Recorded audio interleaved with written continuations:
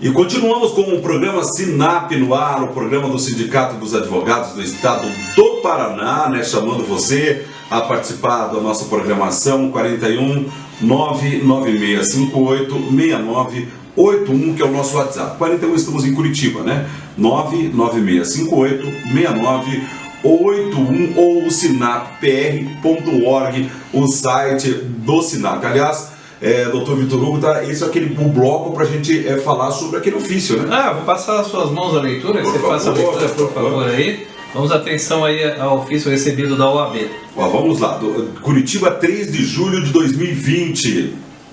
É o ofício número 342-2020-GP. Ao excelentíssimo senhor Vitor Hugo Paes Loureiro Filho, presidente do Sindicato dos Advogados do Estado do Paraná, SINAP, Curitiba, Paraná. Excelentíssimo senhor, ao cumprimentá-lo cordialmente, utilizo-me do presente para apresentar votos de congratulação na iniciativa de comunicação e divulgação dos trabalhos e projetos realizados pelo SINAP via serviço de televisão. Sem mais, colho o ensejo para reiterar protestos de elevada estima e distinta consideração. Atenciosamente, Cássio Lisandro Teles, presidente da OAB Seção Paraná. Muito bem, recebido o ofício, fico muito feliz, muito agradecido por esse reconhecimento, fruto da entrevista que eu falei no início desse bloco, que foi ao ar na semana passada, exatamente pela repercussão que deu. Volto a dizer, com muita satisfação, na semana que vem estaremos voltando, reproduzindo a entrevista, porque muitas pessoas não tiveram tempo de assistir e querem assistir. Então, na semana que vem, não perca, você estará ouvindo novamente pela Rádio Blitz e assistindo pela CWB TV, ok, gente? Muito obrigado, Cássio Lisandro Teles, presidente da OAB. Só demonstra aí a afinidade em que o sindicato e a OAB estão fazendo em prol de você, advogada de todo o estado do Paraná, ok? Vamos lá, nesse bloco agora nós temos aí a doutora Andréia Arruda Vaz, que tem com a sua coluna aí no Direito de Trabalho. Por favor, doutora Andréia.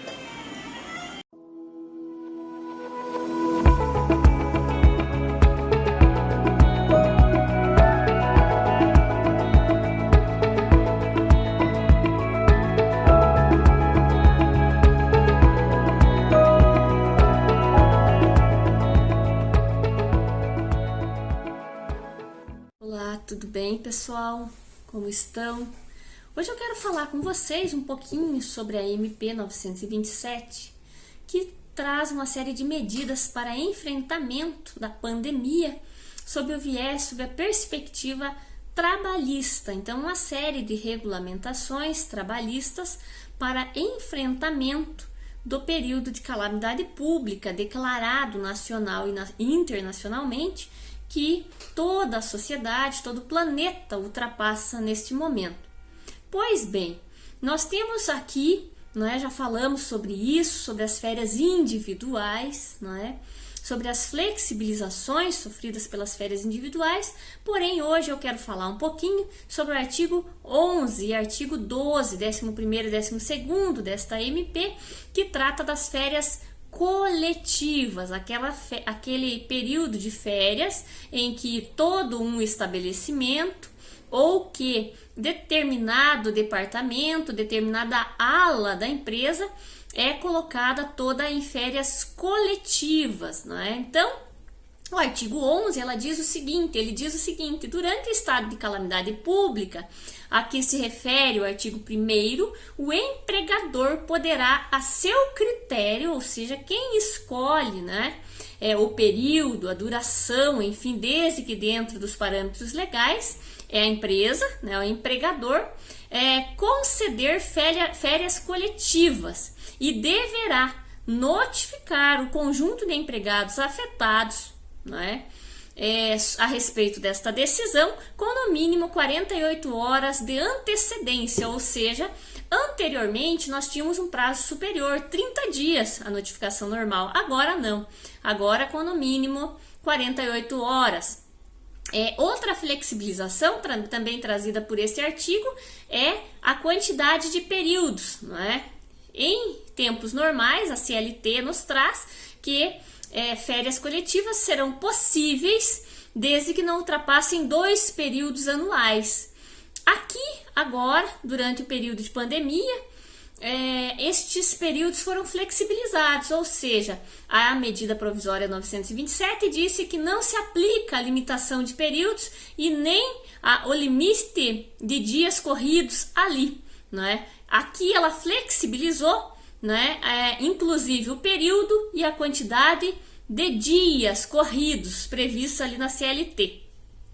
Pois bem, o artigo 12, por sua vez, é o que traz a maior flexibilização e a maior discussão, porque ele diz o seguinte: ficam dispensadas a comunicação prévia ao órgão local do Ministério da Economia, né, e Ministério do Trabalho, e a comunicação aos sindicatos da categoria profissional, que trata lá o artigo 139 da CLT. Pois bem, em períodos ditos normais, para concessão de férias coletivas, o empregador ele tem que comunicar à Superintendência Regional do Trabalho com um período mínimo de antecedência, né, que concederá férias coletivas aos seus empregados, assim como o Ministério, o órgão local do Ministério da Economia, ele fala aqui, né? Então, neste momento de excepcionalidade, houve uma flexibilização no sentido de que não precisa comunicar os órgãos governamentais, Ministério da Economia, Ministério do Trabalho e nem os sindicatos, né? Antes da pandemia, o que acontece? Se aplica o artigo 139 da CLT, em que o sindicato ele deve ser comunicado também com antecedência, sob pena aí de nulidade desse período de férias coletivas. Agora, não. Agora, o empregador ele pode conceder férias coletivas sem comunicar nenhum destes órgãos. Pois bem, isto é positivo, isso é negativo? Depende. Veja, do ponto de vista econômico, eu penso que por vezes, infelizmente, nesse período de pandemia, nesse período de calamidade pública em que empregados, empresas, em que toda a sociedade, né, em regra, ela passa por dificuldades, nós temos que pensar também no empregador, que tem aí a sua atividade paralisada por força de medidas governamentais e tem toda uma folha de pagamento, tributos, aluguel, enfim, insumos para pagar. Então, olha só a dificuldade do empregador. Então, se ele tiver que notificar os empregados para daqui 30 dias, né, serem colocados em férias coletivas, isso pode representar aí um dano financeiro muito grande e até o fechamento de uma empresa. Então, nós temos que pensar também na questão do empregador, na função social do empregador, né, na necessidade de um empregador forte, de um empregador saudável financeiramente falando e economicamente falando, para atravessarmos essa crise. Eu costumo dizer o seguinte: uma relação de trabalho equilibrada é aquela em que empregado e empregador conseguem conviver harmonicamente, em que a atividade econômica respeita, né, o trabalhador, respeita as normas trabalhistas, as normas sanitárias, de saúde pública, enfim, todo o aparato legislativo mínimo para se preservar a dignidade da pessoa humana. Claro, para o empregado isso é bom, não é? Ser colocado em férias coletivas, sem aviso prévio, sem uma programação? Não, não é. Por outro lado, né, temos que pensar sobre a perspectiva de manutenção do emprego. Talvez esta seja uma forma de manter o seu emprego e manter a sua renda por mais tempo. Claro, uma matéria bastante polêmica, bastante discutível, né, a dispensa de comunicação desses órgãos, o que poder-se-ia pensar em, né, podemos pensar em eventuais fraudes, em eventuais situações, né, o que pode acontecer, infelizmente. Mas, de um modo geral, nós temos que pensar o seguinte: boa fé se presume e má fé se comprova, né? Então, Essa é uma filosofia bastante comum no direito. E a ideia é que nós tenhamos um equilíbrio, né, entre economia, geração de empregos, renda, saúde pública, né, e que a sociedade como um todo, né, saia desta pandemia em harmonia, minimamente, né, em harmonia. Por quê?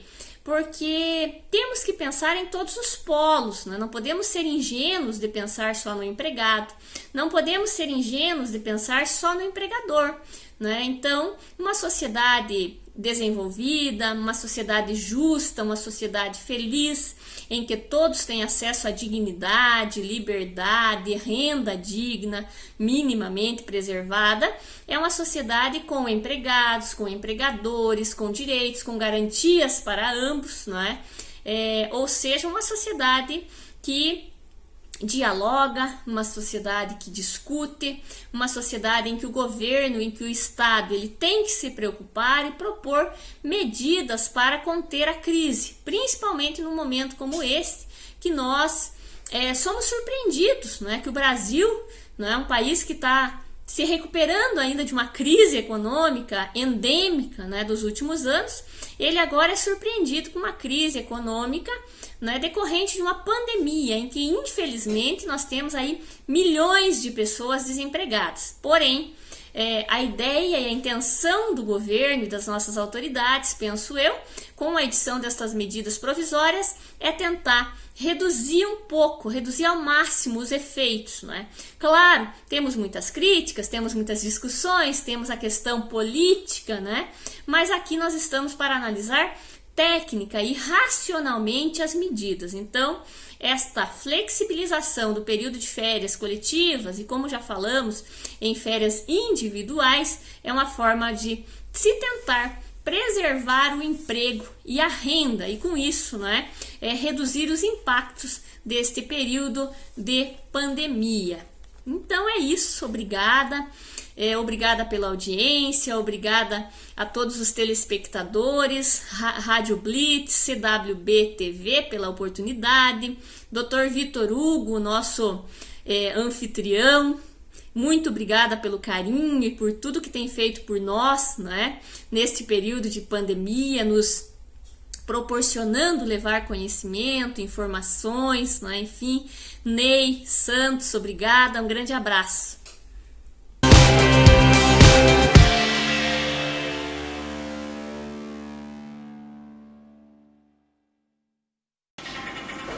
Programa Sinap no ar, o programa do Sindicato dos Advogados do Estado do Paraná, já entrando no nosso último bloco, ainda em tempo, Dr. Vitor Hugo, vamos dizer que o nosso amigo ouvinte e telespectador, né, que está acompanhando a gente, pode acessar o nosso site, que é o sinappr.org, e pode também conversar com a gente, dando dicas, sugestões, conversando mesmo com o Sinap pelo WhatsApp 41, código de área. Estamos em Curitiba, 99658-6981, doutor Vitor Hugo. Nesse mesmo WhatsApp, é o advogado do Estado do Paraná, que quiserem fazer parte do nosso grupo, aí fique à vontade, né? Temos um grupo do WhatsApp, né?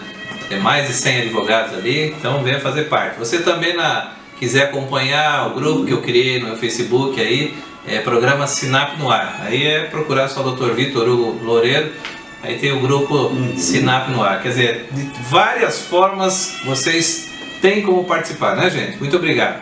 Olha, vamos fazer os agradecimentos finais. Sim. Novamente a entrevista do Dr. Cássio Lisandro Teles. Muito obrigado pela entrevista. Tivemos a estreia da coluna do Dr. Danilo Fantinelli, juiz federal, né? Tivemos a doutora Débora também, e logo a doutora Janaína. Foi o programa de hoje com todas as participações aí, tá bom, gente? E teremos na semana que vem a grande entrevista com a vice-presidente da OAB, a doutora Marilena Winter, que também conversou com a gente. Vamos gravar uma entrevista, tenho certeza que vai ser uma matéria muito interessante para todo mundo, ok, gente? Muito obrigado, uma boa semana a todos, né? Não deixe de participar, né? Agradecemos a Deus. Mais esse programa realizado aqui pela Rádio Blitz e pela CWB TV, em nome dos Sindicatos dos Advogados do Estado do Paraná. Ok? Que Deus abençoe a todos. Um bom final de semana e uma boa semana. Ok, gente? Obrigado, gente. Tchau, tchau. Até mais. Estou aqui com o Dr. Vitor o radialista credenciado na qualidade de presidente do Sind Rádio TV. Venho entregar a credencial de radialista. Agora o Dr. Vitor está credenciado pelo Sind Rádio TV a exercer a profissão de radialista profissional, na função de comunicador. Está aqui credenciado, Dr. Vitor. Seja muito bem-vindo à categoria de radialista aqui no estado do Paraná. Sr. Lucas Bauerman, presidente do Sindicato dos Radialistas, fico muito feliz em receber essa credencial. É um projeto que nós tivemos no ano passado, 2019. Ele tem uma rádio escola, ele é diretor, proprietário da Rádio Blitz, e lá iniciou-se o programa Sinap no Ar. Fiz o curso, o Zanderlei Justus, que fez a minha credencial, o treinamento, e lá aprendi a ser radialista, naquela rádio escola. Não tínhamos muita pretensão naquela época, mas o programa cresceu, o programa evoluiu, dadas as entrevistas, as notícias, as pessoas que compareceram. Ficamos muito felizes com o crescimento do programa. Se não fosse ele, hoje nós galgamos aí, em paralelo, resolvemos filmar o programa, e isso está sendo transmitido também pela CWB TV, já na sua 8ª edição. Hoje completam-se 54 programas na Rádio Blitz. São 54 semanas ininterruptas fazendo um programa na Rádio Blitz. Agora, credenciado como radialista. Tá? Muito obrigado. Obrigado.